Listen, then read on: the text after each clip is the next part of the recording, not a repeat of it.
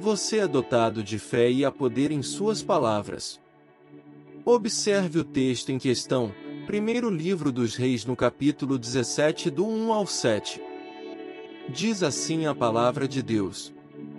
Então, Elias, o tisbita, dos moradores de Gileade, disse a Acabe: Vive o Senhor, Deus de Israel, perante cuja face estou, que nesses anos nem orvalho nem chuva haverá, senão segundo a minha palavra. Depois, veio a ele a palavra do Senhor, dizendo: Vai-te daqui, e vira-te para o oriente, e esconde-te junto ao ribeiro de Querite, que está diante do Jordão. E há de ser que beberás do ribeiro, e eu tenho ordenado aos corvos que ali te sustentem. Foi, pois, e fez conforme a palavra do Senhor, porque foi e habitou junto ao ribeiro de Querite, que está diante do Jordão. E os corvos lhe traziam pão e carne pela manhã, como também pão e carne à noite, e bebia do ribeiro. E sucedeu que, passados dias, o ribeiro se secou, porque não tinha havido chuva na terra. Então, o crente em Cristo Jesus tem dentro de si alguns atributos que o capacita para fazer a obra que lhe está confiado. Um desses atributos que está dentro do cristão é o Espírito Santo de Deus. Na segunda carta de Paulo aos Coríntios, no capítulo 4 e versículos 6 e 7 diz: Porque Deus, que disse que das trevas resplandece a luz, é quem resplandeceu em nossos corações, para a iluminação do conhecimento da glória de Deus, na face de Jesus Cristo. Temos, porém, esse tesouro em vasos de barro, para que a excelência do poder seja de Deus e não de nós. Outro atributo que o crente traz consigo é a fé. Na carta de Judas, no versículo 3 diz: Amados, procurando eu escrever-vos com toda a diligência acerca da comum salvação, tive por necessidade escrever-vos a batalhar pela fé que uma vez foi dada aos santos. Então essa fé já foi dada e não é necessário recebê-la de novo. Está dentro de você. Já lhe foi dada. Então você já tem a capacidade divina dentro de você para exercer a função do reino de Deus nesta terra. Deus não chama os capacitados, mas capacita os chamados. A Bíblia diz que sem fé é impossível agradar a Deus. Mas por quê? Porque Deus já deu a fé, mas nem todos usam a fé que Deus já deu. É claro que existem variados tamanhos de fé. Fé do tamanho de uma mostarda. Existe homem de pequena fé, e Jesus disse para aquela mulher: Grande é a tua fé. O problema não é o tamanho da sua fé, mas o que você faz com ela. Sua fé é igual ao seu braço que está no seu corpo. Quando você precisa usar, ele está aí. Na Epístola aos Hebreus, no capítulo 11, versículo 1, diz que a fé é o firme fundamento das coisas que se esperam e a prova das coisas que se não veem. Que definição nós poderíamos dar sobre a fé? No meu entendimento, fé é crer no incrível, ver o invisível para receber o impossível. Você acredita que Elias teria ido para aquele lugar para ser sustentado por uma viúva se não tivesse fé dentro de si para obedecer a Deus? Uma outra ferramenta que o crente precisa usar é a língua com declarações afirmativas, positivas. Você se lembra quando eu te disse no princípio que há poder nas suas palavras, nas suas declarações? Pois é.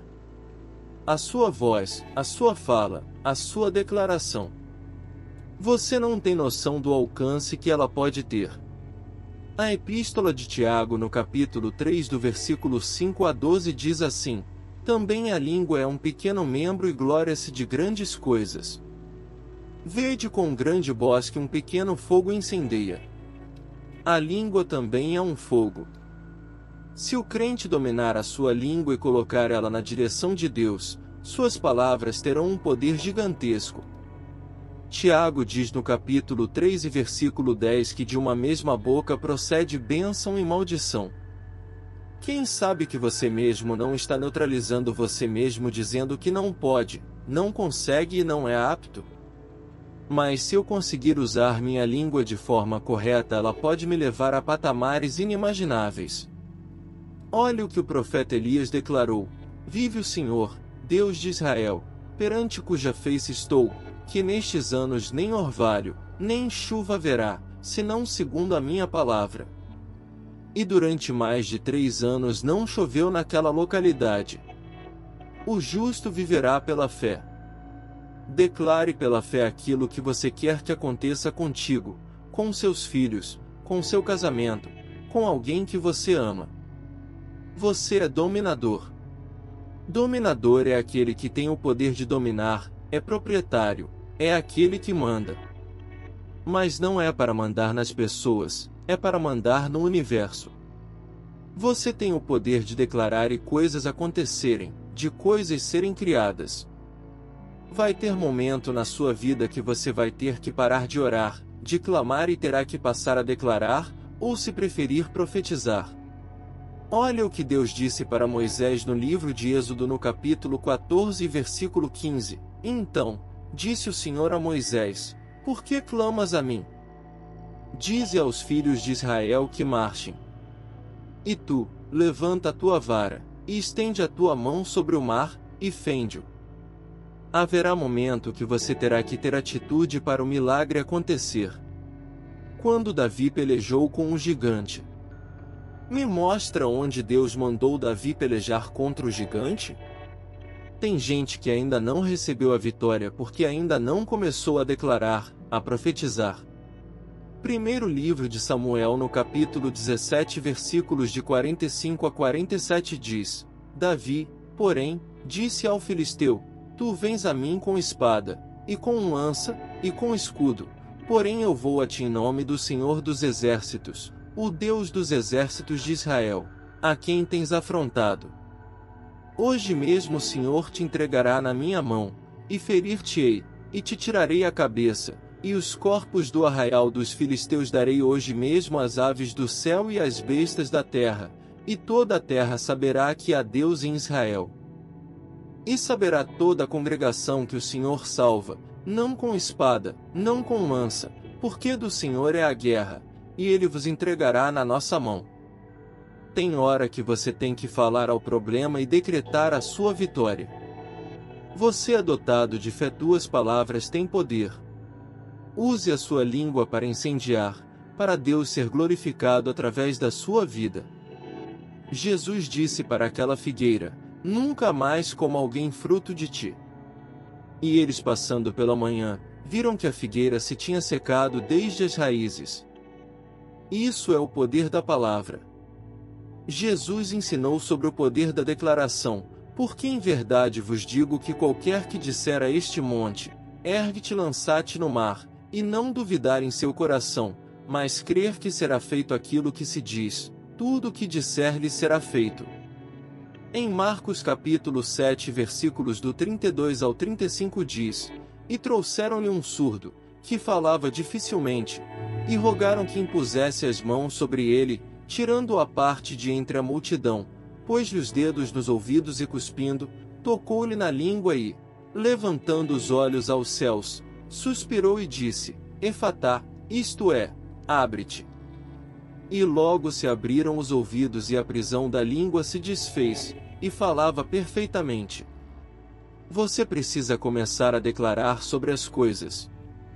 Olha o que Davi falou com o gigante. Davi, porém, disse: tu vens a mim com espada, e com lança, e com escudo, porém eu vou a ti em nome do Senhor dos Exércitos, o Deus dos Exércitos de Israel, a quem tens afrontado.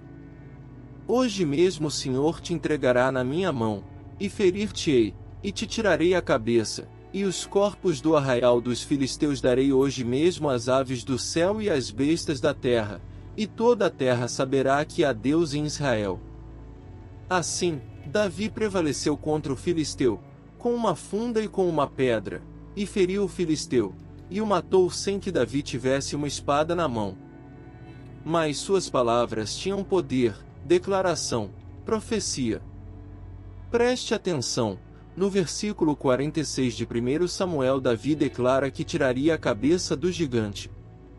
No versículo 51 olha o que aconteceu, pelo que correu Davi, e pôs-se em pé sobre o filisteu, e tomou a sua espada, e tirou-a da bainha, e o matou e lhe cortou com ela a cabeça, vendo, então, os filisteus que seu campeão era morto, fugiram.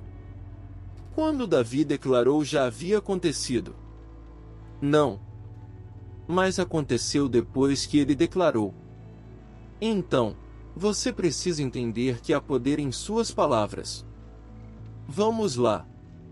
Comece a declarar, profetizar sobre este teu problema. Hebreus capítulo 11 no versículo 3 diz, pela fé, entendemos que os mundos, pela palavra de Deus, ou seja, pela fala de Deus, pela voz de Deus, foram criados, de maneira que aquilo que se vê não foi feito do que é aparente.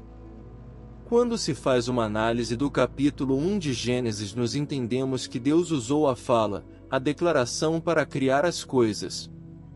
E disse Deus, haja luz e houve luz. E disse Deus, haja uma expansão no meio das águas. E haja separação entre águas e águas. E disse Deus, ajuntem-se as águas debaixo dos céus num lugar.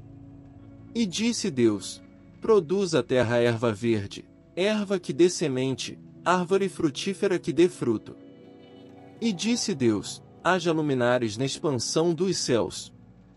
E disse Deus, produzam as águas abundantemente répteis de alma vivente, e voem as aves sobre a face da expansão.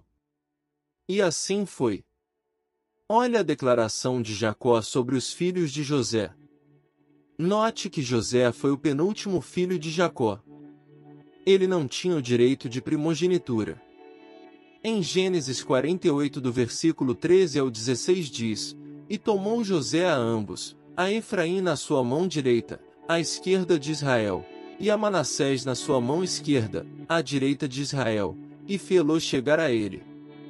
Mas Israel estendeu a sua mão direita e a pôs sobre a cabeça de Efraim, ainda que era o menor, e a sua esquerda sobre a cabeça de Manassés, dirigindo a sua mão avisadamente, ainda que Manassés era o primogênito. E abençoou a José e disse, o Deus, em cuja presença andaram meus pais Abraão e Isaque, o Deus que me sustentou, desde que eu nasci até este dia. O anjo que me livrou de todo o mal, abençoe estes rapazes, e seja chamado neles o meu nome e o nome de meus pais Abraão e Isaque, e multiplique-se, como peixes em multidão, no meio da terra. Uma declaração de Jacó mudou todo o ciclo de primogenitura de sua família. No primeiro livro de Crônicas, no capítulo 5 e os versículos 1 e 2, diz, quanto aos filhos de Ruben o primogênito de Israel, porque ele era o primogênito, mas, por que profanar a cama de seu pai, deu-se a primogenitura aos filhos de José, filho de Israel, para assim não ser contado na genealogia da primogenitura. Porque Judá foi poderoso entre seus irmãos, e dele provém o príncipe, porém a primogenitura foi de José. Bom, eu entendo que nós não devemos errar, e principalmente não errar com Deus. Muitas das vezes o não que nós dizemos para Deus tem uma carga de mudança de direção muito terrível. Então precisamos confiar que Deus já nos capacitou para a sua chamada. Já nos deu o seu Espírito Santo, sua fé e poder para declarar. A nossa parte é obedecer. E que mais direi? Faltar-me-ia o tempo contando de Gideão, e de Baraque, e de Sansão, e de Jefté, e de Davi, e de Samuel, e dos profetas, os quais, pela fé, venceram reinos, praticaram a justiça, alcançaram promessas, fecharam as bocas dos leões, apagaram a força do fogo, escaparam do fio da espada, da fraqueza tiraram forças, na batalha se esforçaram, puseram em fugir os exércitos dos estranhos. Bom, aqui termina essa mensagem. Se você gostou, se inscreva no canal, dê um like e compartilhe com alguém esse vídeo.